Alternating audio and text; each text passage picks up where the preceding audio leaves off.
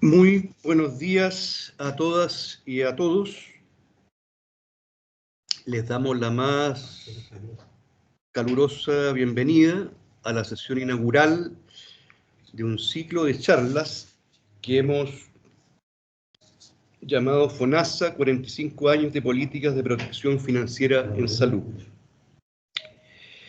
Queremos saludar al director de FONASA, Camilo Cid Pedraza, a los directores y directoras zonales, a los jefes y jefas de división y al conjunto de funcionarias y funcionarias del FONASA a lo largo y ancho de todo Chile. Agradecemos también la participación del mundo social, político y académico presentes, a la Asociación de Funcionarios de Trabajadores de FONASA. Decir que este es un ciclo de apertura de este ciclo de conferencia en una iniciativa del FONASA por abrir la discusión hacia la comunidad respecto del financiamiento de la salud y de la protección financiera en salud. En este marco, hoy día nos acompañará el profesor Mauricio Matus, quien nos presentará parte de su trabajo de investigación que ha titulado El largo y lento camino del financiamiento de la salud en América Latina. A continuación, le damos el pase al director de FONASA, Camilo Cid Pedraza, para que dé unas palabras de bienvenida al conjunto de la audiencia. Muchas gracias, Ciro. Muy buenos días a todas y todos los presentes. Se agradece la presencia de todos los equipos del FONASA y de las personas externas al fondo que también hemos querido convocar, porque creemos que este es un debate importante, ¿no? O sea, la razón de por qué estamos debatiendo estos temas y abrimos este ciclo, bueno, uno es aprovechar esta conmemoración relevante de 45 años del FONASA, ¿cierto?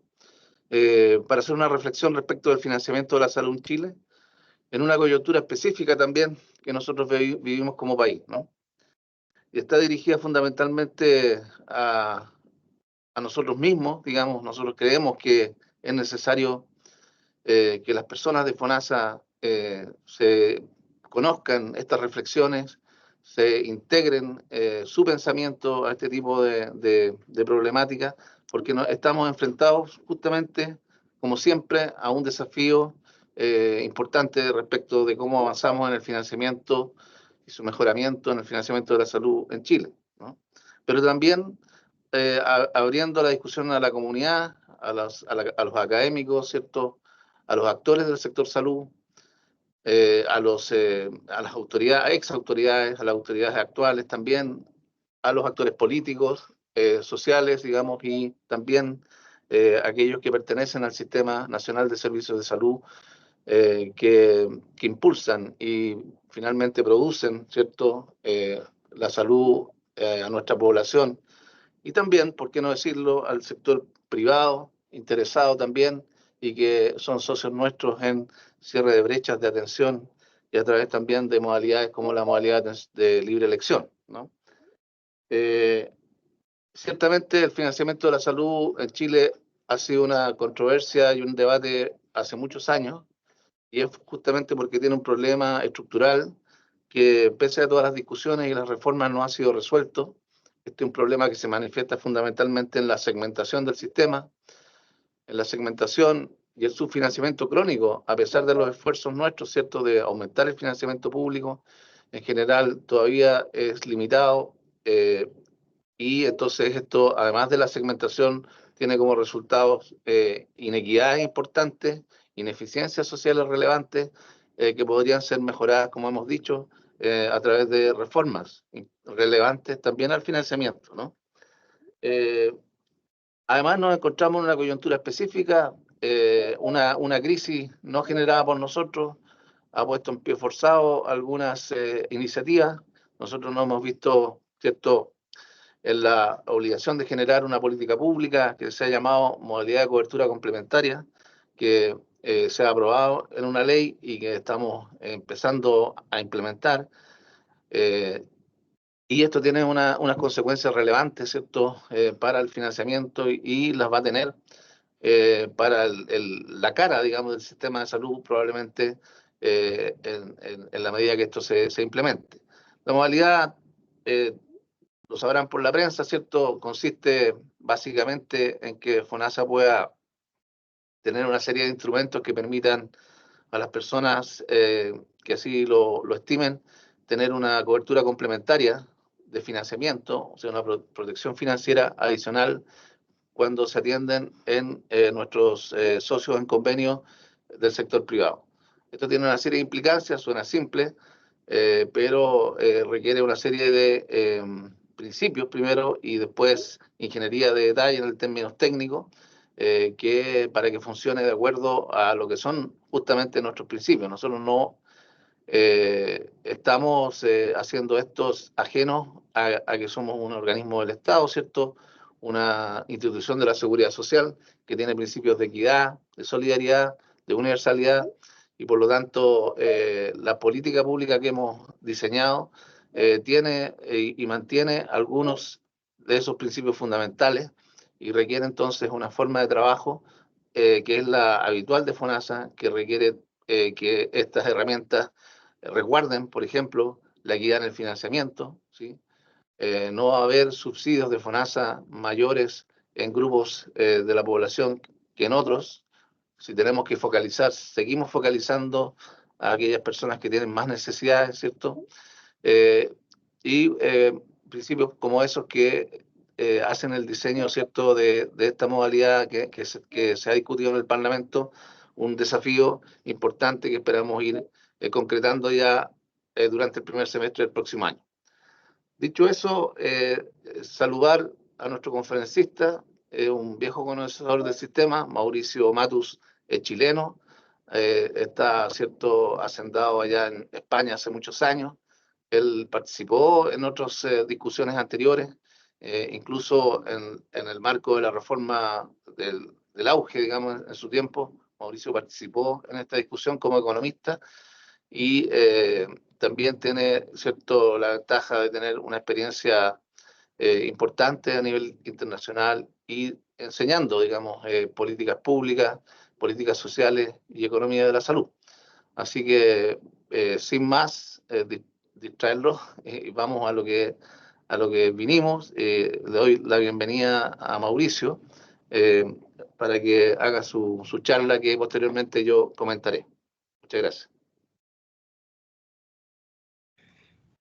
Bueno, queremos aprovechar de saludar.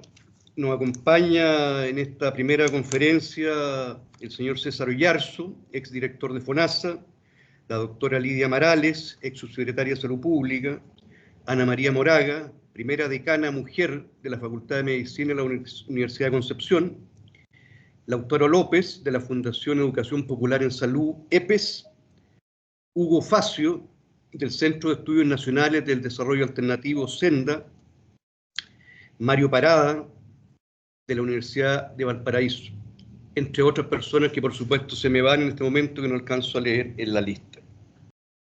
La dinámica de esta primera conferencia será, primero, expondrá el profesor Mauricio Matus, aproximadamente 20-25 minutos. Posteriormente, el director nacional, el profesor Camilo Cid, hará comentarios respecto de la presentación y finalmente vamos a recoger un conjunto de preguntas de los asistentes, que los llamo de inmediato a que puedan ir escribiendo sus consultas, impresiones en el chat, de manera de ir recogiendo las preguntas, las cuales, como digo, serán comentadas, respondidas al final de la sesión.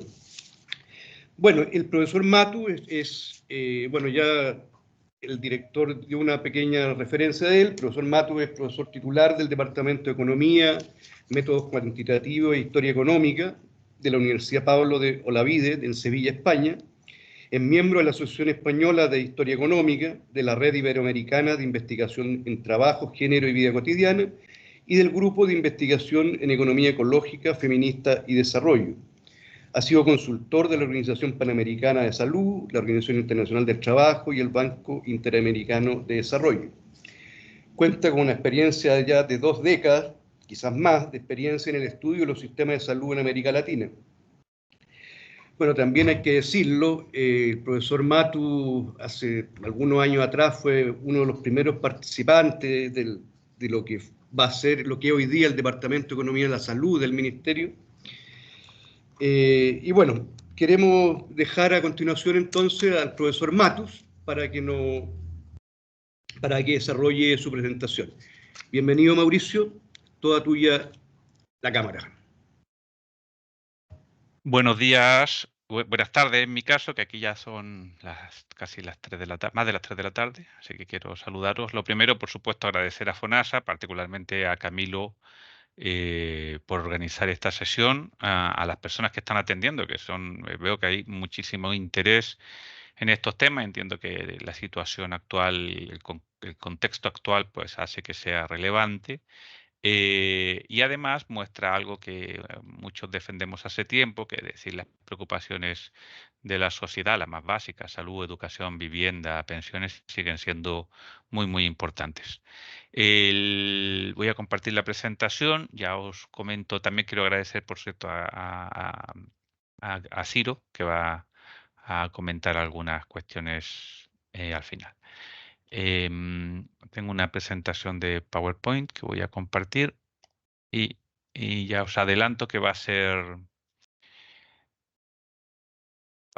una presentación breve. Por experiencia sé que los tiempos son cortos. Vosotros, la mayoría, está trabajando, y me centraré en lo específico, intentando dejar espacio para las preguntas, que es lo más interesante. Creo que ya se ve la presentación sin problemas, espero. Se titula así, que es el largo y lento camino del financiamiento de la salud en América Latina, y pues tiene ese nombre porque en realidad engloba varios trabajos. Este es un pequeño resumen de aquellos. Y sí, te voy a ir más o menos rápido, si después hacemos preguntas. Fijaos, esto en el año 87, hace casi 40 años, está esta discusión de la Organización Mundial de la Salud, es, ¿son los seguros de salud la respuesta para financiar salud? Fijaos la pregunta que se están haciendo. Y uno de los mayores expertos, que es Milton Roemer, que lo tenéis aquí, comenta esta cuestión. Y dice lo siguiente, dice, bueno, es que los seguros, el aseguramiento por cotizaciones, pues tiene mucha aceptabilidad política. No sé qué ha pasado, ahora ha dejado de compartir. ¿Estáis viendo la presentación? No, no, yo tampoco. Alguien ha tomado control de la presentación, me dice. A ver, la voy a volver a colocar, a abrir.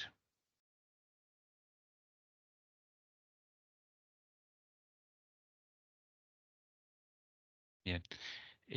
Si algún moderador está tomando control, pues que no la dé. Yo la voy pasando, no os preocupéis. Bien, lo que os decía, se planteaba esta discusión en la Organización Mundial de la Salud y Roemer, este es uno de los grandes que ha hecho, uno de los pocos que ha intentado de ver los sistemas desde la Unión Soviética en ese entonces hasta América Latina.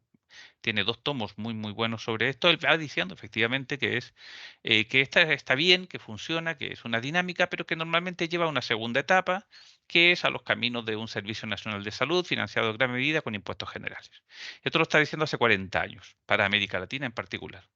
Es decir, la discusión tiene mucho más recorrido de lo que a veces parece. En realidad nos quedamos en esa etapa, casi todos los países latinoamericanos, nos quedamos en la etapa de los seguros de salud financiados por cotizaciones. Podríamos decir un montón de frases de por qué es necesario conocer el pasado. Voy a saltar un poco de ello, pero básicamente es que sepamos de dónde venimos, qué camino hemos recorrido. Yo muchas anécdotas tengo al respecto, pero algunas de ellas sí me han ocurrido en Chile cuando era muy, muy joven y estaba empezando con macroeconomía de la salud en el Ministerio de Salud, que llega un recientemente fallecido médico que era Carlos Montoya, para mostrarme unos papeles amarillos de hacían un montón de años donde se discutía precisamente lo que estábamos recién discutiendo allí. Entonces me mostraba, hostia, esto se ha discutido muchas veces, estamos redescubriendo. Entonces es importante saber dónde venimos. El origen de esta línea de investigación es que básicamente esto, hace llevamos casi un siglo, o sea, a principios del siglo XX se comienzan a constituir las instituciones y ha vuelto a tener un inusitado auge con la pandemia, porque la pandemia en realidad lo que vino a decir es que muchos de nuestros sistemas de financiación y de organización de la salud no son suficientes, no funcionan para algunas cosas. Esto ocurre no solo en esta pandemia, sino cada vez que hay una pandemia o una epidemia importante, lo que ocurre es que efectivamente se ponen en discusión otra vez los sistemas y se vuelven a impulsar.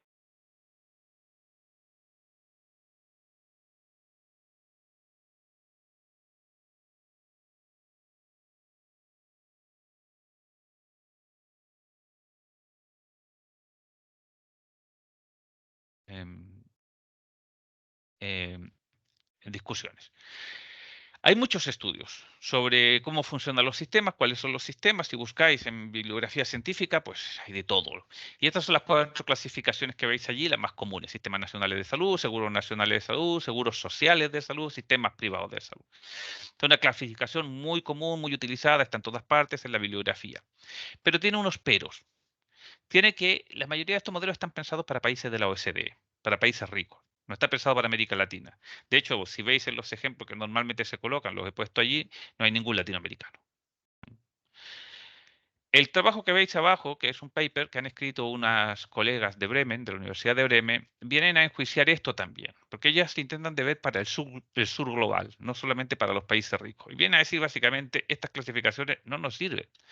Porque una serie de factores, una de las cuales dicen las de las personas de Bremen, es que, por ejemplo, la influencia internacional, la influencia de los organismos internacionales es importante en América Latina, pero no lo es en los otros. Entonces, claro, eso no está en considerado. Entonces, cuando intentamos de meter países latinoamericanos, insisto, casi ninguna clasificación las tiene, muy poquitas, los metemos a calzador y tratamos de decir que nuestros modelos latinoamericanos son uno de estos 4. ¿Cuál? Pues un poco se parece a este, y el otro problema que tenemos es que los modelos latinoamericanos han evolucionado bastante y van cambiando. Somos muy innovadores en temas de financiación de la salud. No son estáticos. Y cuando intentan de hacer modelos cuantitativos para salud, de clasificarlo, pues salen unos resultados realmente absurdos. ¿Por qué? Porque se usan muchos datos que no tienen a veces relación unos con otros. Y que el conocimiento mínimo de algunos sistemas, pues te muestra que no tiene sentido, o algunos clústeres que alguna vez he visto yo en algunas publicaciones. Entonces por ahí empiezo yo. Quizá no primero, evidentemente, hay más intentos de clasificación en América Latina. Uno de los más interesantes, más conocidos, es el que hace Mesa Lago, publicado en 2007 y 2005, pero ya antes lo propone. Pero considera también pensiones y sigue básicamente un modelo histórico. Yo soy economista, como he dicho, y yo parto del análisis de la financiación, no solo de cuándo se creó ni qué cobertura tiene, sino cómo se financia. Porque mi eje de análisis es que no siempre se financia o los resultados de financiarlo de una manera no es lo mismo que lo del otro.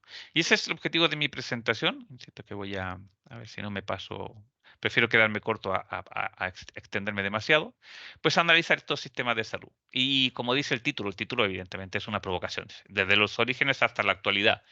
Si quisiera hacerlo para América Latina, como sabéis, estaríamos aquí un mes hablando. Entonces, lo que se va a hacer es un breve resumen nada más de esto. ¿Y cómo lo vamos a hacer? Pues bien, fijaos, esto hay algunos trabajos que yo ya he sacado. Hay un análisis que está muy bien que presentamos con CEPAL. Todo esto está online, lo podéis buscar en mi página web de ResearchGate. Hay otro que hicimos, por ejemplo, una base de datos desde 1960 en adelante para toda América Latina, número de camas, número de médicos, número de personal de enfermería por cada 1000 habitantes, vemos los ciclos. Hay otro que hicimos que en esta ocasión también lo firmó Camilo, que es un análisis para el sistema de salud chileno en América Latina.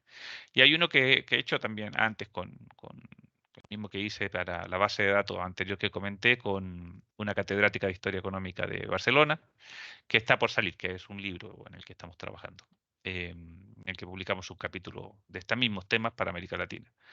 Estos son algunos resultados, por ejemplo, de ese trabajo de base de datos, donde se ve, por ejemplo, el número de camas por 1000 habitantes de 60 en adelante, para entender que estamos siempre en un contexto de reducción de camas. Lo que pasa es que América Latina reduce, pero ya desde un nivel muy bajo, desde antes. Pero también tiene un sistema, si sacamos Estados Unidos, podamos saber que sigue decreciendo. Y la parte positiva, que sí, América Latina ha mejorado en dotación de recursos humanos, en el largo plazo. Esta visión del largo plazo es la que yo estoy aportando. Y se va aproximando a países desarrollados. Eso sí, con una amplitud muy larga. Es decir, unos casos son Argentina, Chile, bueno, Argentina, Cuba, por ejemplo, son casos especiales, Uruguay, y luego el resto de países no están tan lejos. Es decir, tenemos 3 o 4 casos que siempre sobresalen, y luego el resto que más o menos están más juntos, y luego otros 4 o 5 países que están en América Latina en situaciones muy precarias todavía, en situaciones de los años 50. Lo que voy a presentar ahora se basa en análisis de artículos científicos, luego informes, libros, sobre todo Panamericana, Banco Mundial, los organismos ministeriales de cada país, libros, capítulos del libro también he considerado y he hecho algunos casos. Aquí hay varios casos, pero en esta sesión voy a comentar muy pocos. Voy a comentar Chile, Brasil, México y Argentina. Porque si no, evidentemente sería muy largo. Cada uno, elijo esos porque el análisis general a mí me permitió clasificarlo en cuatro grandes tipos de financiación. Algunos modelos que han avanzado hacia la cobertura pública universal, y tenemos principalmente Brasil y Cuba, pero también tenemos Uruguay y Costa Rica, aunque en estos otros dos casos no con impuestos generales, sino con contribuciones sociales, pero en un mismo fondo. Luego tenemos los tradicionales, esto es lo más común en América Latina, los públicos segmentados o fragmentados, México, el caso más claro, Bolivia, otro, Guatemala. Es decir, son países donde existe un sistema público financiado por cotizaciones, un sistema público de última red que no está financiado por impuestos, que está financiado por impuestos generales, que es para la gente que no tiene cotizaciones, y a veces incluso los que pagan por cotizaciones están separados entre sector público y sector privado, es decir, fragmentado dentro del sistema público, además del sistema privado. Luego están, estos son los más innovadores dentro del contexto global, que son el chileno, el colombiano, más tarde también la República Dominicana, que son aquellos que tienen seguros como las ISAPRES en Chile. Son particulares, son distintos de lo que hay en el resto del mundo y necesitan un caso aparte. Y como ocurren en todas estas clasificaciones para los países ricos, que normalmente a Estados Unidos se le deja aparte, yo en América Latina el que dejo aparte es Argentina, que es un caso aparte para mí en temas de financiación, porque están las obras sociales, porque tienen un pasado diferente, porque hay obras sociales que son de financiación pública, porque luego está la red pública de hospitales, que también es estatal o provincial o incluso local, en fin, es un lío institucional importante, del cual es difícil posiblemente salir. Y sin embargo tiene uno de los mayores gastos de salud de América Latina. Entonces ese queda aparte, porque no hay forma de encajarlo en ninguno de los tres y entonces se queda en una categoría aparte. El que menos voy a comentar y el que menos voy a tratar en este caso. ¿Cuándo se crean? Aquí hay una cosa interesante. Cuando uno empieza a analizar los documentos antiguos en torno a principios del siglo XX hasta 1940, se encuentra de que los países latinoamericanos hablan mucho entre sí. Se reúnen, establecen metas para la siguiente reunión, se coordinan. Es una coordinación que hoy en día posiblemente sea menor que la que se aprecia al inicio de la creación de los sistemas de salud en América Latina. Los años de creación de los ministerios de salud son muy parecidos. Los años en que se dirigen hacia fondos únicos y sistemas nacionales de salud son muy parecidos. Es a partir de los 60, 70 donde empiezan a haber diferencias importantes. Entonces, hay un quiebre, evidentemente, y ahora tenemos lo que habíamos visto antes en esta otra diapositiva, un montón de modelos. Pero inicialmente no se diferencian tanto. Hay metas que se establecen, hay metas sobre todo sanitarias, pero también hay metas de coordinación institucional. Voy a analizar estos 4 casos. Estos son los periodos de creación 1930-1960 en casi todos los casos. Ese es el periodo donde se institucionaliza lo que hoy existe. Y luego se reforma, los 60, los 70, los 90. Y ahora, pues otra vez se está intentando reformar. Vamos, esto asusta, pero no se asustéis, es bastante, voy a reducir el caso más, uno de los casos emblemáticos, Brasil. Brasil es uno de los pocos países que pasa, junto con Uruguay, por ejemplo, que pasa de un sistema bismarckiano de cotizaciones a un sistema de salud universal con un fondo único para toda la población. Todos los fondos y son solidarios, todos ingresan allí. Eh, También en este modelo se ve el primer paso desde la higiene pública como preocupación a una medicina curativa y asistencial. Desde preocuparse por las epidemias a preocuparse por las enfermedades individuales. Luego hay ciertos sistemas de organización de los trabajadores. Esto también ocurre en todos los países. Hay trabajadores que se organizan a través de sindicatos o simplemente como gremios para poner algo de dinero y tener dinero para enfermedades, alguna pensión, muerte, viudedad, una serie de beneficios. Van cambiando, depende de cada caja, depende de cada país. Esta es la primera estructura social. De allí se van a ir dividiendo lo que son servicios sociales, lo que son beneficios sociales y lo que son financiación para atención por salud. Estamos hablando de atención principalmente de médicos, de encargar médicos que puedan ayudar, atender a esta población. O incluso en algunos casos llegan a meter en nómina a algunos médicos para esas asociaciones de trabajadores. Luego viene la dictadura militar, los años de dictadura militar en los que esto también ocurre en otros países, se fusionan todas estas cajas bajo un único poder estatal. ¿Cuál es el objetivo? Pues varios. Por un lado está la eficiencia, por supuesto, pero también hay una cuestión política. Hay un intento, en este caso de las dictaduras, de quitarles poder a los sindicatos. De hecho, en todas las partes donde se van a fusionar estas primeras cajas que financian salud, hay en muchas partes rechazo de los propios trabajadores porque consideran que es una usurpación de los recursos que ellos han puesto para atenderse. Es algo parecido a lo que estamos escuchando y vais a ver escuchado cuando se habla de un fondo de unificar pensiones. No, no, es mi dinero. ¿Por qué lo va a controlar el Estado? Pues esa misma actitud es la que se produce en los primeros inicios de los sistemas de salud en América Latina. Brasil es el caso.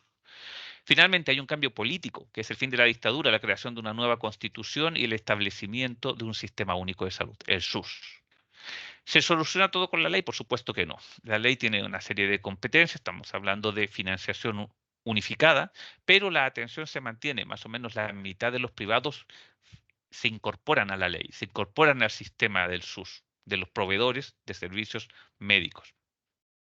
Luego tenemos una agencia nacional de salud suplementar. ¿Por qué? Porque el sistema médico, el sistema unificado, deja abierta la puerta para que los seguros privados que ofrezcan seguros suplementarios al modelo. Pero como el SUS no está bien financiado, tiene problemas de gestión, tiene problemas de cobertura en algunas zonas, pues las personas comienzan a adquirir salud suplementar, planes suplementarios. ¿Cuántos?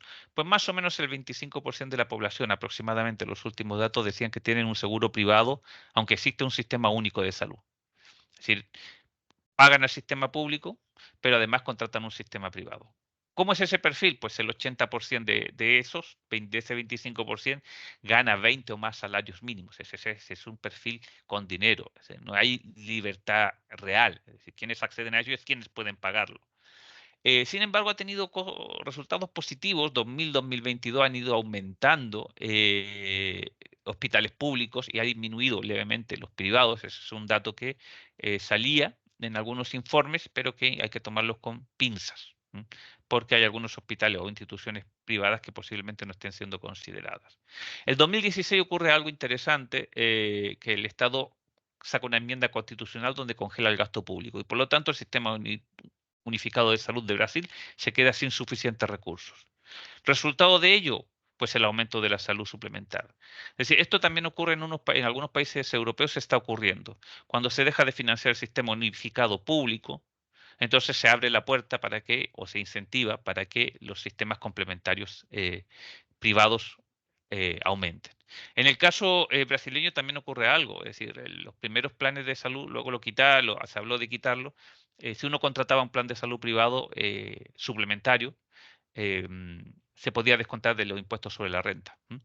Y otra cosa interesante del sistema de salud brasileño es que en casi todos los análisis se le da o se valora bastante bien la estrategia de salud familiar, es decir, atención primaria.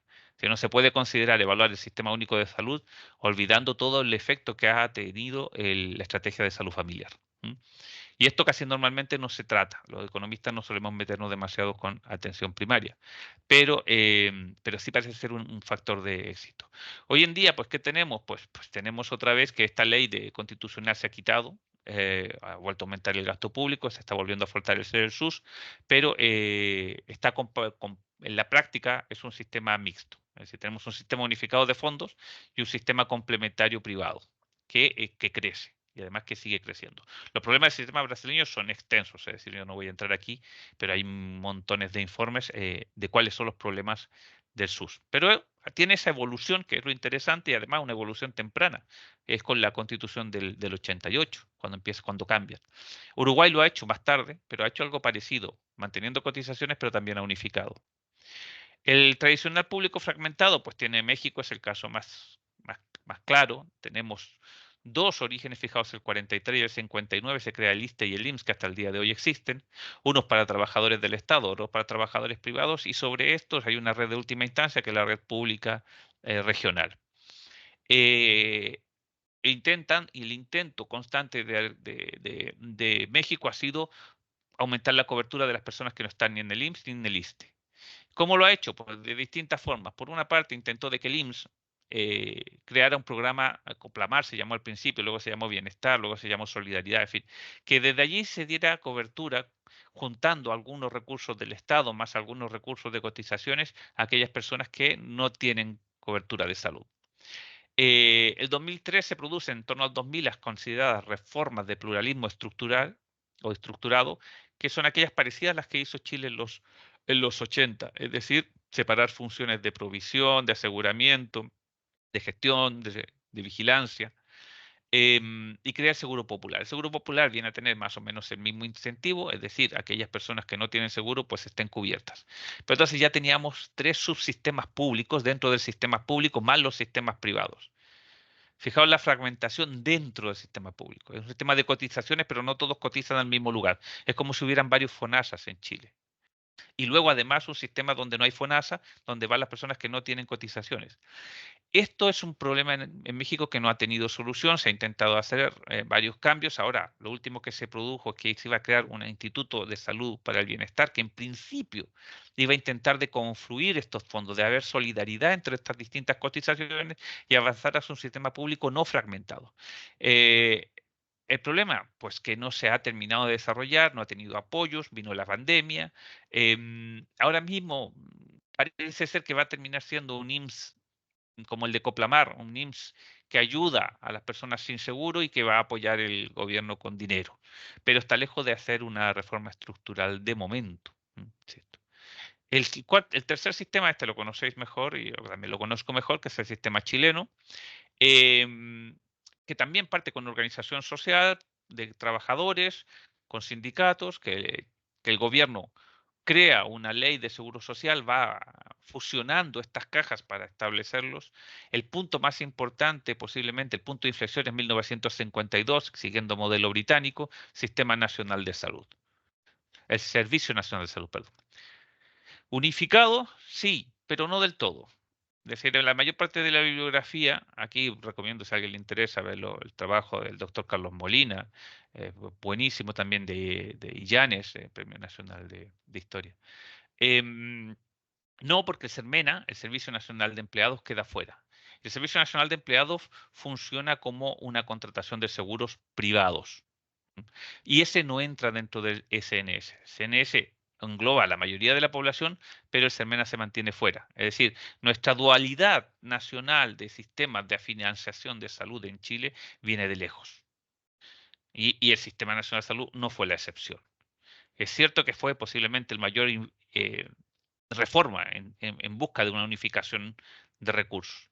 Luego tenemos la reforma de los años, fines de los 70, principios de los 80, la reforma de Pinochet, de la dictadura, en el que se crea el modelo actual, ISAPRE, FONASA, y supervisión, en fin, es un adelanto a lo que va a ser las reformas estructurales de México en los 90. Algunas características particulares que en realidad cuestan cuando uno lo habla, por ejemplo, con otras personas que trabajan estos temas en el resto del mundo, es que aquí solo paga el trabajador, aquí no paga el empleador. Pues, pero ¿cuál es el aporte patronal a la salud? No lo hay. Es cuando se hace la reforma de la dictadura, se recae el peso en el trabajador. Y otra cosa interesante es que se ponen unos límites a los salarios altos, es decir, se cotiza hasta cierto número de ingresos. Esto lo único que hace es proteger a los ingresos altos, pero los ingresos altos en realidad están pagando un porcentaje menor de su sueldo que los ingresos bajos. Los ingresos bajos pagan todo el porcentaje, los ingresos altos no. Y ese es el modelo que va intentando de cambiar posiblemente la reforma del 2005, en la que yo también participé, era un intento de hacer eso. Y aquí pues, Camilo sí podría explicar todavía más, él estuvo muy en esto, en lo que era el Fondo de Compensación Solidario. Porque la reforma de auge no era solo un paquete, era un paquete y además un fondo de compensación de riesgo entre los seguros públicos y privados. Es decir, que los más ricos y los más enfermos y los de más dinero financiaran la salud también de los más pobres, de los menos, perdón, de los más enfermos. Que haya una confluencia, es decir, en realidad si se hacía un paquete común y una financiación solidaria, pues teníamos un pequeño sistema unificado en torno a una canasta de problemas de salud. Claro, como el Fondo de Compensación Solidario se cayó en el Parlamento y no fue aprobado, lo único que se aprobó fue el paquete auge.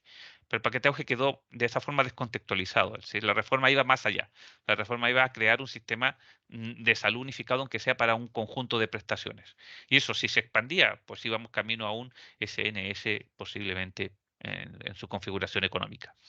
Como no funcionó, pues lo que tenemos es eso, lo que hoy conocemos como auge.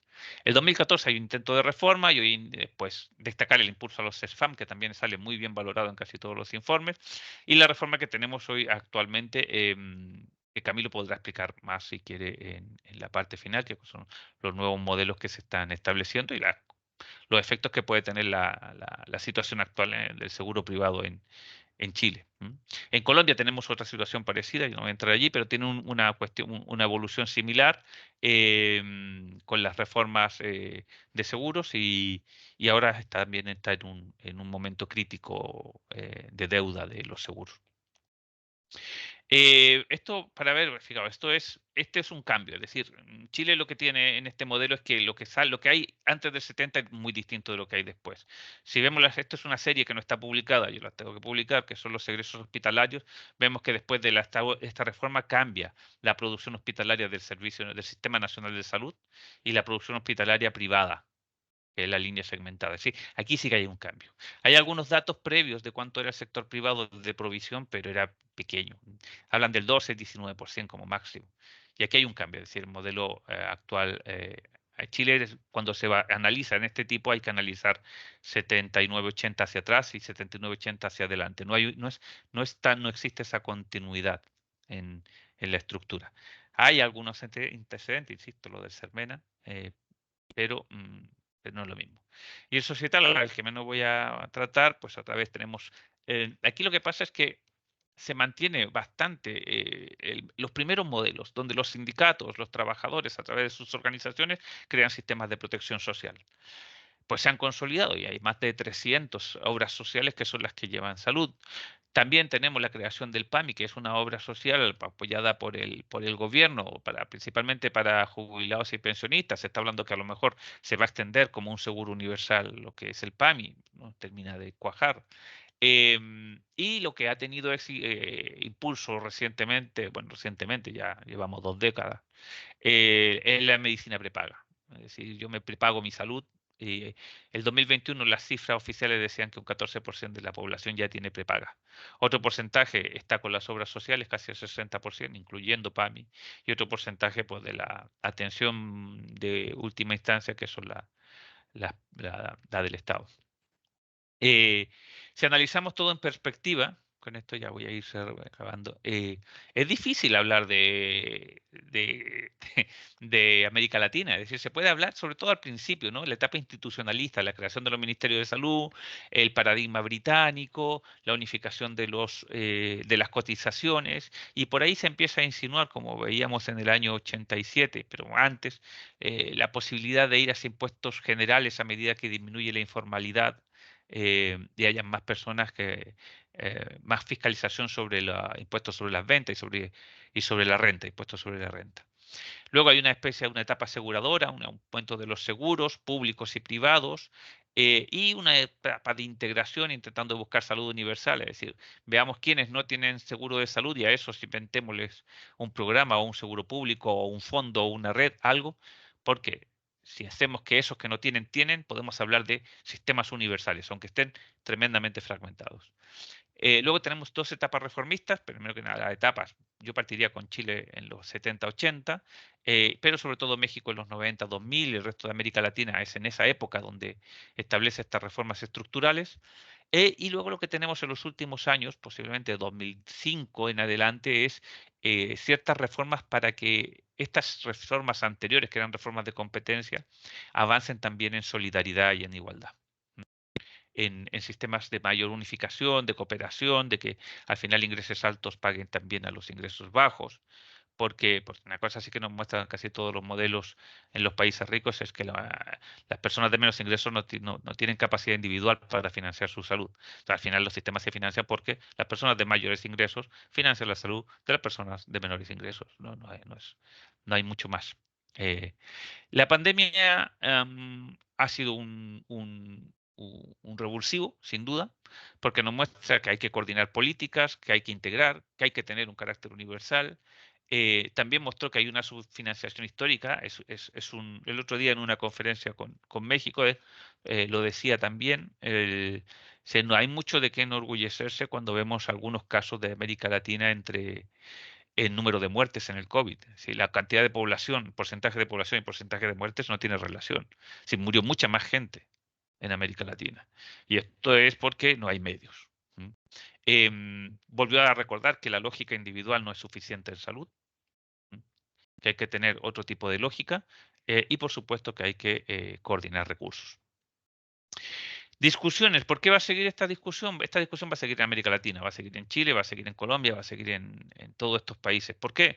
Porque hay muchos cambios que están presionando. Tenemos un cambio demográfico, aumentando el número de personas mayores, está recargando la atención hospitalaria en personas mayores, las largas estancias, y mientras no se creen sistemas de atención a la dependencia, esa presión va a ser cada vez mayor y los costes hospitalarios son altos. El otro problema que está afectando a casi todos los países pues son cambios en los problemas sanitarios. Aquí están surgiendo bastante y con mayor intensidad los problemas de salud mental, los problemas de Alzheimer, los problemas relacionados con la vejez, precisamente por el cambio demográfico. Hay un cambio político, claramente hay un cambio político en búsqueda de mayor coordinación social que consolide las democracias. Hoy en día, además, en un contexto de noticias falsas y de desinformación que está haciendo perder confianza en las democracias y en los gobiernos, hay un énfasis político para esas demandas ciudadanas. Y por último también hay un factor económico, es decir, aquí que la economía que hay que seguir creciendo, eso es evidente, hay que crecer de otra forma, pero que el crecimiento, si yo soy profesor de historia económica, la época de crecimiento de largo plazo solo se logran aumentando la productividad. Y para aumentar la productividad se hace o con tecnología o con educación. Lo que no se puede tener efectivamente es una población enferma o con problemas de acceso o problemas de salud. Si no, entonces da igual el modelo económico que se tenga porque no se va a lograr desarrollar ese ansiado camino. Aquí tenéis un QR de todas formas. Aquí están todas mis publicaciones. Cualquier cosa, por ahí mi nombre y ResearchGate os va a salir. Ahí está todo. Yo tengo todo en acceso abierto. No tengo nada en acceso cerrado, por si alguien quiere. Así que muchísimas gracias. Quedo abierto a preguntas, también al comentario de Ciro y de Camilo. Espero no haber sido demasiado extenso. Gracias. Muy bien, Mauricio. O sea, muy justo en el tiempo. Bueno, le recordamos a la concurrencia, a esta sesión inaugural del ciclo de conferencias que está impulsando FONASA, a realizar sus preguntas, inquietudes, reflexiones en el chat de manera a poder recogerlas y poder comentarlas también en la etapa final de esta primera conferencia. Bueno, a continuación dejamos con ustedes al profesor y director nacional del FONASA, Camilo Cid Pedraza, quien va a realizar un comentario sobre la presentación del profesor Mauricio Matos. Muchas gracias, Ciro. Bueno, primero que nada, felicitar el trabajo de Mauricio. Es un trabajo complejo, muy extenso en el tiempo y que nos destaca varias cosas interesantes.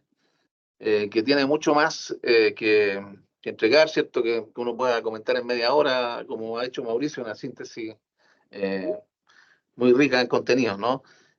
Seguramente es posible que los que están más interesados puedan acceder a estas publicaciones, incluso directamente. Yo sé que Mauricio es muy abierto en eso y puede profundizar en estos temas, ¿no?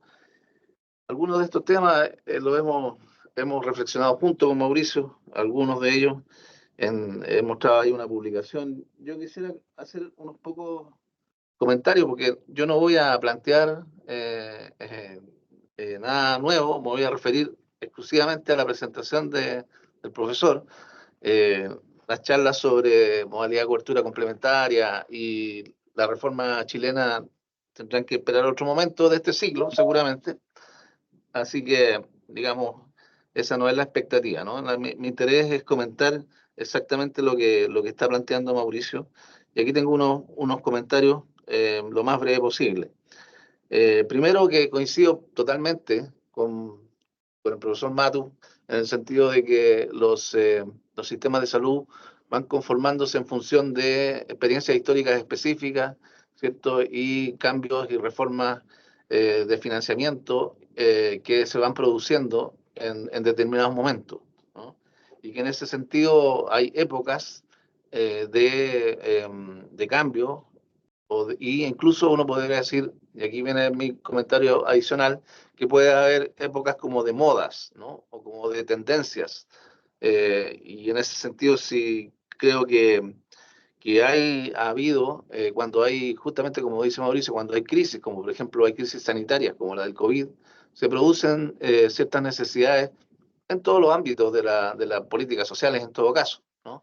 Pero cuando hay crisis económicas también, ¿no? Y entonces, y a veces hay crisis económicas y sanitarias, como la del COVID, ¿no? Pero particularmente cuando uno observa los ciclos de cambios en salud en América Latina, ve que están muy correlacionados con crisis y crisis económicas importantes, ¿no? Y digo, esto seguramente no es exclusivo del sector salud, seguramente también en políticas sociales de otra índole, como de vivienda o de educación, por ejemplo, deben tener un ciclo de modas o de planteamientos más o menos armados sobre algún tipo de cambio. Pero en salud, yo creo que, y hay la otra coincidencia, hemos sido más creativos, o sea, sido más creativos y conforman una serie de ideas con una coherencia que la hacen ser un modelo, ¿no? Entonces, por ejemplo, efectivamente, uno podría tener un periodo de reformas, ¿cierto? Como las del periodo de los 80, ¿cierto? Con reformas estructurales, eh, referidas también al problema de la crisis de la deuda, ¿no? De la crisis de la deuda de los 80 en América Latina, ¿no? Que gatillaron políticas sociales de contracción, en definitiva, y que en salud se manifiestan en reformas digamos, relacionadas con esas crisis, ¿no? Y es ahí donde surge el modelo chileno, como uno de los precursores, ¿no? El modelo que generó la dictadura, en ese sentido, fue una respuesta a la crisis económica de ese momento y conformó, ya sabemos, junto con otras reformas en pensiones, ¿cierto? Una reforma estructural del Estado, pero que en salud se manifestó en esta reforma de ruptura de la trayectoria que enfrentaba el sistema chileno, del camino hacia la unificación del SNS, como decía Mauricio, con el CERMENA, que había sido la política de comienzos de los 70, ¿no? En particular del gobierno de la Unidad Popular, que había planteado, ¿cierto?, que la reforma en ese momento era la unificación, o sea, conformación integral del Servicio Nacional de Salud con la integración entonces de CERMENA. La reforma del 80, ¿cierto?, interrumpe esta trayectoria y genera, por un lado, las ISAPRES, en términos financieros, sacando recursos del mundo que iban a esta trayectoria de unificación hacia un sector nuevo, el sector privado, que permite un proceso de acumulación importante y muy novedoso lo que muestra Mauricio, ¿cierto?, de cómo la acumulación de capital del sector privado permite unos niveles de producción impactantemente creciente a partir de ese momento.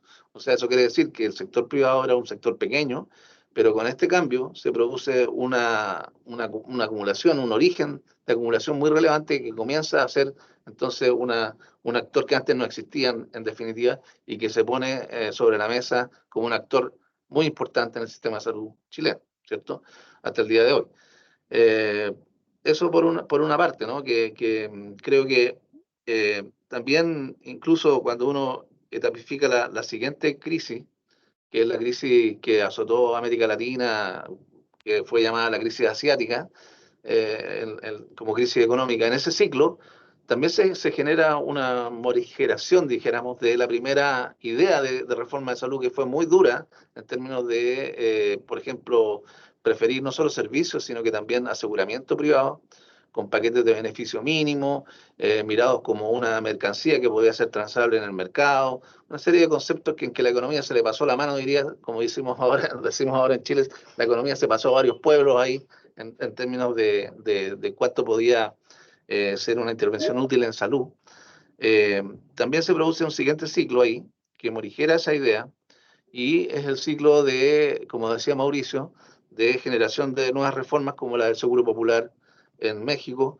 Incluso uno podría poner ahí el grupo de reformas auge de cómo quedaron finalmente, como Mauricio reseñaba, y cuyo origen o inspiración era esto del pluralismo estructurado, ¿no? Que me gustaría ahí también detallar un poco que el pluralismo estructurado, separación de funciones, como señalaba Mauricio, era su política, pero también este concepto de que la reforma estructural de apuntar a un sistema de salud como aquellos de la OECD o aquellos de los países más desarrollados, era un camino más bien inútil, que lo que había que hacer era regular lo existente, para hacer coherentes las partes, los segmentos con que cuestan los sistemas de salud, aquellos que mostraba Mauricio, por ejemplo, en México, ¿no? Toda esta fragmentación de entidades, el pluralismo estructurado planteaba, si las hacemos coherentes a través de una regulación, esto va a funcionar bien. No necesitamos apuntar a un Seguro Nacional de Salud o apuntar a un Servicio Nacional de Salud, sino que necesitamos regular bien esto que ya tenemos. Bueno, eso marcó entonces una época también. Una época, eso marcó reformas en otros países, en República Dominicana, en Centroamérica, en América del Sur. Y en Chile yo creo que fue una manifestación, estas no son cosas, no son teorías de la conspiración, ¿no? No son cosas automáticas, pero son ciertas tendencias que se van dando y ocurriendo entonces cambios y reformas en los países con estas orientaciones que se vuelven dominantes en cierto momento y que entonces los propios técnicos y políticos van recogiendo con distintos matices conforme a las realidades específicas, ¿no? Entonces, a mí me parece también eso relevante, que tenemos estas etapas y para, digamos, también entender en ese contexto que, por ejemplo, Brasil, que menciona Mauricio, a mí me parece muy interesante que Brasil funciona en ese momento contra la corriente, ¿ah? Porque Brasil inicia sus cambios, como señalaba Mauricio, a principios de los 80, culmina en un proceso constitucional en el año 88, hay un movimiento social, sanitarista, que propone una reforma, y Brasil entonces está contra la corriente. Incluso hay un informe negativo de la visión en ese momento, la que tenía el Banco Mundial en ese momento, respecto de la reforma. O sea, hubo oposición importante a la reforma del SUS, porque iba contra la corriente. A nadie se le ocurría en ese momento avanzar hacia un Servicio Nacional de Salud, ¿no? Lo que estaba de moda era avanzar hacia seguros, y ojalá seguros privados como las ISAPRE o como las EPS colombianas, digamos, ¿no? Avanzar hacia programas específicos de cobertura como el Seguro Popular en México, después, digamos, ¿no? Pero, o como se hizo, digamos, en países como Bolivia y Perú, coberturas específicas de aseguramiento para grupos de población. Entonces eso era contra la corriente, ¿no? Y entonces es interesante que también la voluntad política de los países, los acuerdos amplios que se producen en determinadas circunstancias, producen cambios más adaptados a las necesidades del propio país que las tendencias de un momento, ¿no?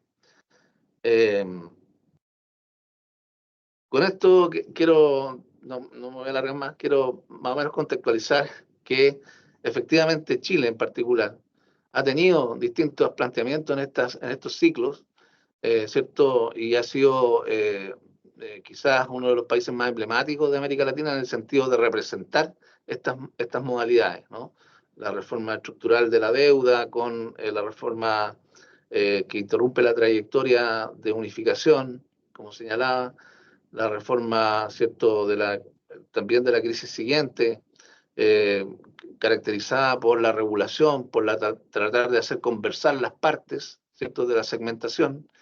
Y creo que hay un ciclo nuevo que se abrió incluso con la crisis financiera y se acentuó con la crisis, me refiero a la crisis del 2008, la financiera estructural, y que se acentuó después con la crisis del COVID, que es un periodo abierto, es un periodo abierto al cambio, ¿no? Donde ya hay más síntesis. También el mundo ha avanzado en entender que tiene que avanzar hacia una cobertura universal de salud. Son los planteamientos del Banco Mundial ahora, son los planteamientos de la OMS, de la OECD, del BID, de cualquier de la OPS, ¿cierto? De avanzar a la salud universal, a la cobertura universal, con matices, por supuesto, en cada una de estas visiones, pero entendiendo que hay sistemas que tienen una trayectoria más robusta, que se pueden de alguna manera emular con características propias, pero que sobre todo los países latinoamericanos que nos hemos quedado atrás en sistemas segmentados, podemos tener como norte y poder generar, ¿cierto?, las políticas necesarias hacia eso. Creo que Chile también está en esa oportunidad, estoy hablando de términos muy generales, ¿cierto? Como decía, la cuestión específica será en otro momento, pero esta es una etapa o un momento de época abierto en que nosotros tenemos que entonces, pienso, avanzar, aprovechar esa oportunidad para hacer los cambios que el sistema de salud necesita y sobre todo las personas, la población chilena necesita con urgencia. Eso, muchas gracias y felicitaciones de nuevo a Mauricio. Muchas gracias, director, por su comentario a la presentación del profesor Mauricio. Quisiera hacer un breve reconto de lo que expuso Mauricio. Mauricio nos ha presentado, en primer lugar, una crítica de la tipología sobre el sistema de salud desde la perspectiva latinoamericana. A continuación, propone una clasificación de los sistemas de salud en América Latina y va terminando su presentación mostrando 4 casos, Chile, Brasil, México y Argentina, en términos, diría yo, desde los hitos institucionales. Eso que lo hace muy pedagógicamente a través de una línea de tiempo. Yo quiero aventurar también una pregunta aquí, y que tiene relación con lo siguiente. O sea, la línea de tiempo marca hitos institucionales, pero uno lo puede leer de otra forma. O sea, uno puede leer esos hitos institucionales como la cristalización de contradicciones en cada una de las sociedades, ¿ya?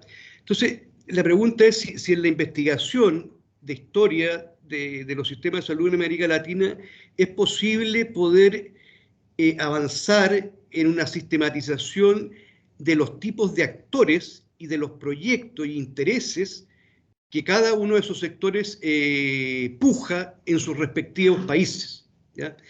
Porque claro, esto no es una lucha de instituciones, aquí hay intereses sociales, económicos, de proyectos de país que están en juego, ¿ya? De ahí la interrogante que hago. Paso a leer también otras preguntas que están aquí en el chat. Primero, ¿cómo se proyecta el avance de reformas de equidad en la región en el contexto social y político latinoamericano actual? Segundo, ¿se ha medido la migración de médicos en Latinoamérica y cómo afecta en el mercado de la salud y el costo de la misma para los países y las personas en la región? Pregunta muy básica, ¿qué define una reforma estructural en salud? Sería importante también, cuando hablamos de reforma estructural, ¿a qué nos estamos refiriendo? ¿Cómo afectan los sistemas de salud los futuros procesos migratorios y la informalidad laboral? ¿Qué rol juegan sistemas de mecanismos de pago a prestadores mediante grupos relacionados a diagnóstico? ¿Cómo es la regulación de seguros privados en América Latina? ¿Son reguladores sanitarios, financieros u otros? Bueno, esto es estas son algunas de las preguntas que están puestas en el chat. No pretendemos que Mauricio pueda hacerse cargo de todas, pero no sé, en los minutos que nos quedan, quizás podría tomar alguna de estas interrogantes, de estas reflexiones que hay acá, de manera a poder desarrollarlas para ir finalizando esta primera conferencia. Así que te doy el pase, Mauricio. Muchas gracias, Camilo. Muchas gracias, Ciro. Para empezar, bien, voy a ir breve y rápido con las cuestiones.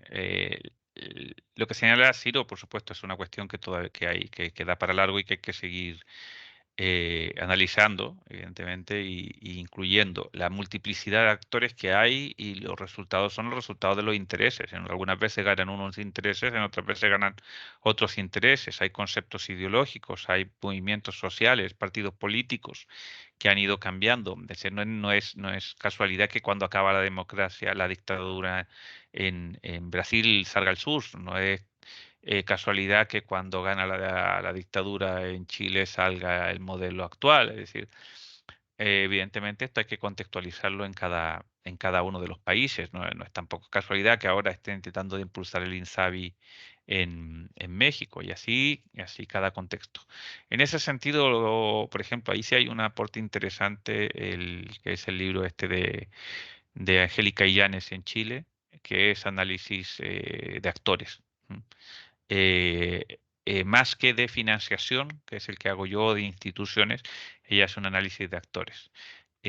Claro, eso se puede replicar para muchos casos y es un trabajo a hacer. Insisto, yo esto es muy amplio, esto yo propuesto, voy a terminar seguramente jubilado con estos temas porque son muy largos, son muchos casos y en ello vamos avanzando. Sobre la migración es un tema muy interesante. América Latina estamos entrando sobre todo con los procesos globalizadores. Va a haber un movimiento y va a seguir habiendo. Sí, pero países que van a perder personal sanitario y países que van a ganar personal sanitario. Países que van a formar médicos y que se van a ir a trabajar afuera. Eso está ocurriendo en todo el mundo, también está ocurriendo en Europa. Eh, el caso de las cooperaciones va a ser muy interesante. El programa Más País, Más Médicos que puso Brasil en el gobierno anterior de Lula, se trajo médicos cubanos para ir a las zonas donde los médicos brasileños no querían ir.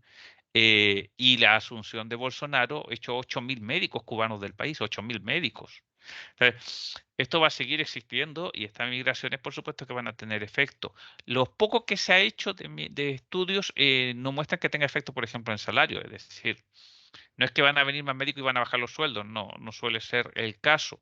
Esos casos ocurrían en las grandes migraciones del siglo XIX.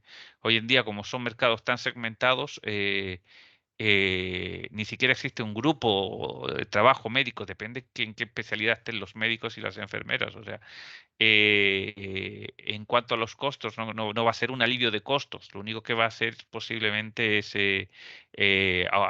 satisfacer parte de la necesidad de personal sanitario. Eso va a seguir incrementándose. Posiblemente aquí venga a jugar un rol la inteligencia artificial, que ya se está incorporando en muchas partes y se espera que aliviane el peso de la cantidad de recursos humanos en salud, pero ya veremos de aquí a que ocurra. Es decir, va muy rápido. Recordemos que la inteligencia artificial no lleva ni 2 años y ya se está incluyendo en diagnósticos en hospitales. ¿Qué define que una reforma sea estructural? Pues los que la impulsan. Es decir, aquí como casi todo dice, no, vamos a hacer una reforma y luego no es una reforma, es una reformita. Una reforma estructural, normalmente cuando la hablamos en términos ya formales, es porque estamos refiriéndonos a las reformas del pluralismo estructurado, que tiene unas ciertas características de, como le decía, separación de funciones, entre otras, cuasi mercados y todo esto. Pero se le puede llamar estructural, pues se le llama mucho. De hecho, ahora se está hablando que va a haber una reforma estructural en las economías de los países ricos, pero mm, veamos. Eh, mm, Proceso migratorio, ya lo he dicho, experiencia del sistema A. Los DRG, pues es interesante, porque Chile sí tiene mucho énfasis en DRG y es muy eficiente. ¿Por qué? Porque el modelo chileno de financiación lo pide, porque es la forma en que tú pagas. Y además si contratas a sistemas privados, claro.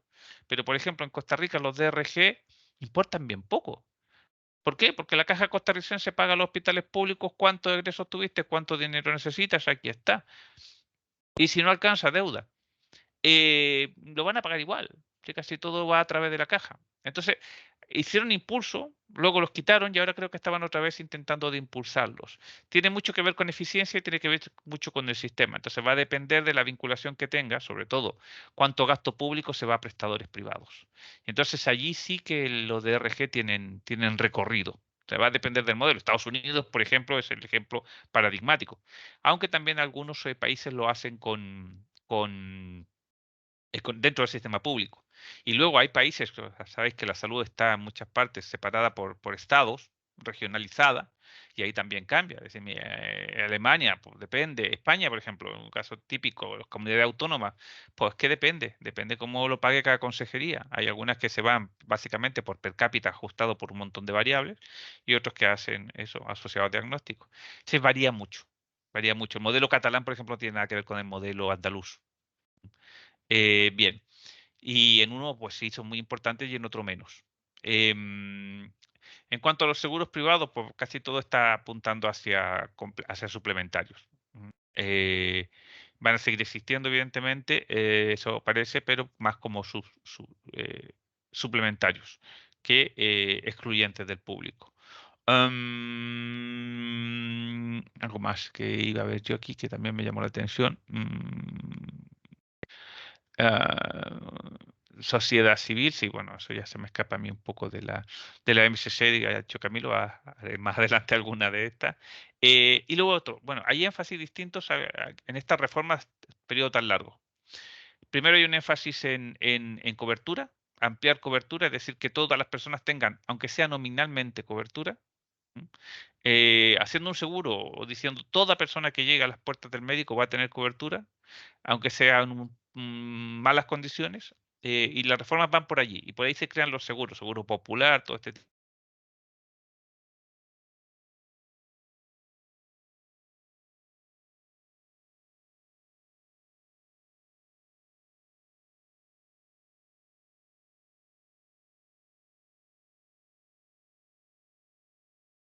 Perdón, creo que se ha cortado un segundo. Estas nuevas reformas por equidad, que son las más complicadas, y que si veis cada una de las reformas por separado en América Latina, no, incluyen equidad, pero no buscan como objetivo prioritario la equidad, que es la definición clásica de América Latina. Es los problemas de desigualdad social de América Latina. Es decir, uno quiere reducir desigualdades sociales, pues entonces va a haber que solidaridad de ingresos altos con bajos. No, no hay mucho más. Y el problema, y aquí yo aporto algo. Yo he trabajado en gobierno, trabajo con gobiernos, sigo trabajando con gobiernos, aparte de mi labor académica. Y una cosa es lo que las autoridades puedan intentar que avanzar y luego lo que pueden avanzar. Y entonces, todas estas modificaciones, aunque yo creo que la mayoría de los políticos que he hablado tienen cierto consenso hacia dónde tienen que ir las cosas, pero luego dentro de los márgenes, ¿qué se puede hacer? Y ahí pesa mucho lo que se llama, lo que se suele llamar el path dependence, ¿no? La dependencia del pasado. ¿De dónde venimos? ¿Qué instituciones tenemos? Las instituciones tienen personalidad y vida propia, no desaparecen, luchan por persistir y luchan por expandirse. Todas las organizaciones sociales, todos los organismos sociales. Así que no es tan fácil. Entonces, está equidad en las reformas, está conciencia, pero dentro de una realidad nacional. Entonces, va a ser complicado los próximos años que vengan, eso sin lugar a duda. Y vamos a seguir hablando de reformas de salud seguramente durante un tiempo. Y el eje lo van a tomar, lo van a seguir teniendo posiblemente las reformas financieras de salud. Fijaos que si nos vamos a los años 70 hacia atrás, casi todas las reformas son reformas sanitarias, reformas de conceptos de salud, donde los y las médicos son las que llevan principalmente estas reformas. Las reformas posteriores son bastante económicas y eso también tiene un efecto en cuanto se involucra médicos y enfermeras y enfermeros en estas políticas, en estas reformas. Sé que seguirá habiendo tema para largo seguramente. Pero, insisto, hay pocas formas de lograr más equidad, es decir, las sabemos. La cuestión es si va a ser viable o no políticamente, si las sociedades realmente quieren esto, porque tiene costes para unos y para otros. Y por último, ¿existe algún estudio que muestre resultados sanitarios? Es complicado porque, y aquí con esto voy a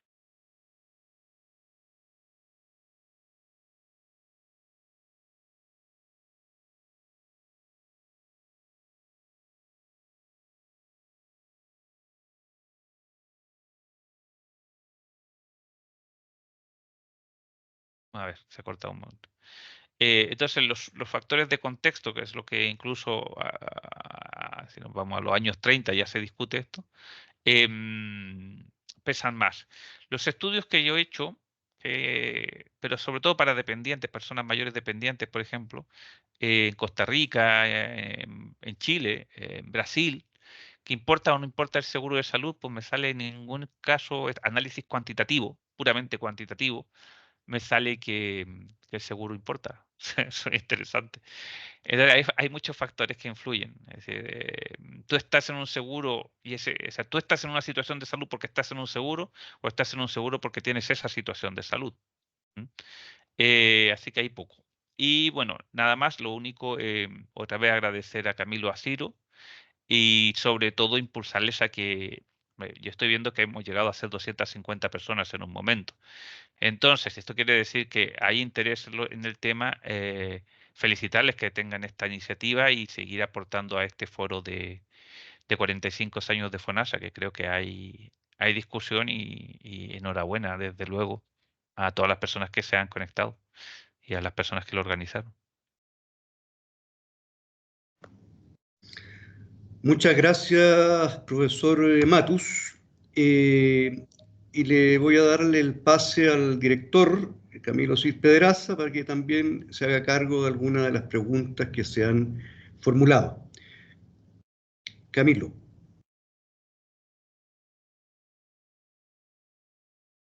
Gracias, Ciro. Bueno, la verdad que las preguntas son variadas y varias las ha abordado Mauricio. Tal vez comentar que claro, lo último que se conversaba, ¿no? Cuando se plantea si los modelos tienen algún efecto en los resultados sanitarios. Como decía Mauricio, son variados, por supuesto que evaluar si la conveniencia o no de estar asegurado en el sentido más amplio, ¿eh? Porque en el fondo también un modelo del tipo Servicio Nacional de Salud implica una mancomunación de recursos generales para poder cubrir eventos de aquellos que los tienen en función de una mancomunación, ¿cierto?, del conjunto de la sociedad. Entonces también es un concepto de aseguramiento público, social, digamos, ¿no? Por supuesto que eso es conveniente. Entonces también habría que entrar a entender cómo que esto solamente, el efecto financiero del pool de riesgo, no es solamente lo que puede causar la diferencia, ¿no? Sino que también cómo se organizan los sistemas, ¿no? Cómo se organiza, cómo funcionan, y ahí hay ciertas características y hasta donde recuerdo, por ejemplo, en los informes internacionales se habla de que los sistemas de seguridad social tipo alemán, por ejemplo, o holandés o francés, pueden ser, en algunas evaluaciones aparecen un poquito más eficientes que un sistema inglés o danés o sistemas tipo servicios nacionales, pero que los otros son más equitativos y tienen mejores resultados sanitarios, ¿no? Pero esto, digamos que hay mucha discusión, yo no me quedo con un informe o con un par de informes, sino que más bien incluso probablemente las diferencias no se den por agrupación de ese tipo, sino que por circunstancias particulares de cada país. O sea, lo que se toma es se echa a competir generalmente al Reino Unido, por ejemplo, con Alemania, ¿no? Y dice, ya, ¿cuál es la mejor? ¿No? O en el caso de América, por ejemplo, se echa a competir, y este es un ejemplo bien bueno, porque se echa a competir a Estados Unidos con Canadá, ¿no? Y ahí siempre gana Canadá, y son los propios gringos, los americanos, digamos, las universidades americanas, los que destacan esto, en función de que Estados Unidos prácticamente no tiene sistema de salud en el fondo, ¿no? Sino que es un tipo de aseguramiento privado en que no hay una digamos, una política clara, digamos, de agrupación de, por ejemplo, los prestadores o los servicios en particular, sino que más bien hay un flujo financiero, ¿no? Y la reforma de Obama trató de, ¿cierto?, de armar un sistema. De hecho, tiene una parte importante de tratar de dirigir a los prestadores, a la organización de prestadores, sorprendentemente para algunos, pero con una visión de sistemas integrados, o sea, del tipo organizados a través de la atención primaria, ¿sí?, que son las ACO, las organizaciones que permiten, si es que se agrupan unos prestadores, pueden postular a hacer una red, ¿eh?, y recibir un per cápita del gobierno para funcionar en base a una integración.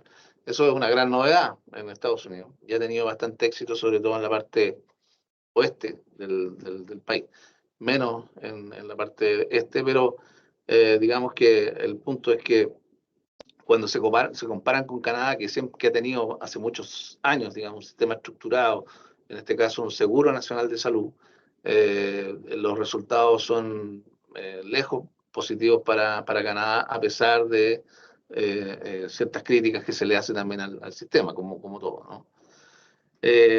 Nada, y respecto de las otras preguntas, tal vez mencionar que en lo que es reforma estructural,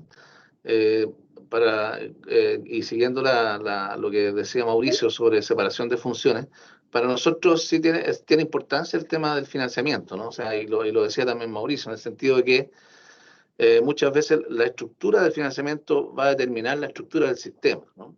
Entonces, un sistema de salud se puede caracterizar por varios pilares, ¿no? Pero básicamente son tres los pilares, ¿no?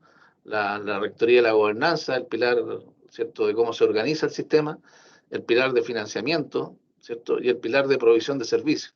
Uno podría recorrer distintos sistemas de salud y siempre estarían constantemente estos tres pilares al menos, ¿no? Entonces, una reforma estructural yo creo que es la que apunta a estos tres pilares y sobre todo en estos tiempos al de financiamiento, porque allí se ha concentrado el cúmulo de contradicciones, ¿no? Como en el caso chileno, ¿no? La segmentación se manifiesta finalmente en las contradicciones del financiamiento, ¿no? El hecho de que exista, o hace muchos años, existe un sistema opt-out, que las personas pueden salir, ¿ah?, y llevar su cotización de seguridad social a un sistema privado, es una característica bien sui generis, bien particular de Chile, ¿no? Eso no se ve en otros sistemas y ha generado una contradicción históricamente que produce finalmente que existan en la seguridad social, teóricamente, dos mundos, ¿no? Uno en que si uno suma el gasto de operación en el sistema privado y suma a eso el gasto de los hogares, ¿sí?, en el sistema privado, se va a dar cuenta que el sistema privado gasta la mitad de los recursos disponibles para salud en Chile, ¿no? O sea, la mitad de lo que se gasta en salud lo gasta el sistema privado, o las personas que están en el sistema privado, ¿no? Y la otra mitad lo gastan las personas que están en el sistema público. Ahí digo, incluyendo los gastos de los hogares, o sea, los gastos de bolsillo. Lo cual es sorprendente porque genera entonces dos realidades: resultados de salud distintos, utilización de servicios distintos, incluso indicadores que son difíciles de medir por separado. O sea, nadie mide la mortalidad infantil por separado, ¿no? Pero seguramente encontraría resultados de salud distintos, y esto es lo que genera la inequidad que nosotros vemos y que resulta ya a esta altura para Chile algo que no es presentable, no es soportable para una sociedad que quiere avanzar hacia mayor solidaridad y mayor equidad en las políticas sociales y particularmente en salud. Aquí me quedo, Ciro, muchas gracias por la palabra. Bueno, muchas gracias, profesor Matus, gracias al director Camilo Cid. Bueno, y con esto estamos dando por terminada esta primera conferencia de este ciclo de conferencias FONASA, 45 años de política de protección financiera en salud. Queremos dar gracias a toda la audiencia que ha sido sido masiva. Queremos dejarlos invitados también, estar atentos para que participen de la próxima conferencia, que la estaremos informando oportunamente. Así que agradecidos a nombre del equipo del FONASA, le damos muchísimas gracias a todas y que tengan un buen día. Gracias.